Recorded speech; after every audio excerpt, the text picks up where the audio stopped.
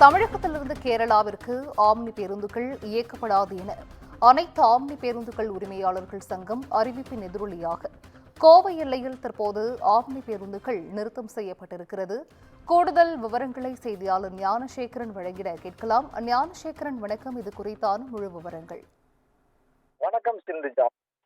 தமிழகத்திலிருந்து கேரளா மாநிலத்திற்கு சென்ற 100க்கும் மேற்பட்ட ஆம்னி பேருந்துகளில் தமிழக பதிவெண் கொண்ட பேருந்துகள் 30க்கும் மேற்பட்ட ஆம்னி பேருந்துகளை கேரளா போக்குவரத்து துறையினரால் திடீரென்று நேற்று சிறைபிடிக்கப்பட்டு அந்த பேருந்துகளில் பயணம் செய்த பயணிகளை நடுவழியில் இறக்கிவிடப்பட்டு கடுமையான சிரமங்களை எதிர்கொண்டனர்.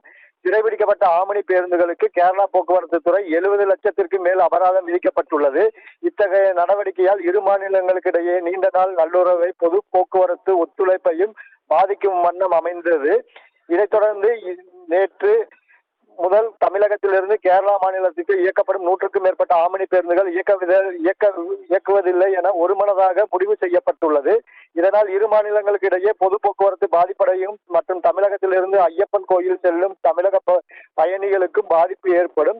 இந்த விஷயத்தில் உடனடியாக தமிழக அரசும் கேரளா அரசும் தலையிட்டு இரு மாநிலங்களுக்கு இடையேயான பொது போக்குவரத்து பிரச்சனைக்கு தீர்வு காண வேண்டும் என அனைத்து ஆம்னி பேருந்து உரிமையாளர்கள் சங்கம் வலியுறுத்தினர்.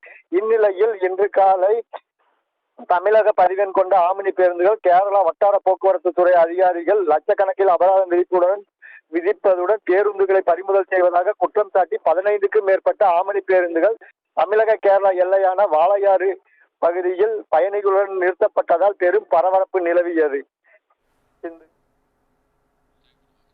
விவரங்களை வழங்கியமைக்கு நன்றி ஞானசேகரன்.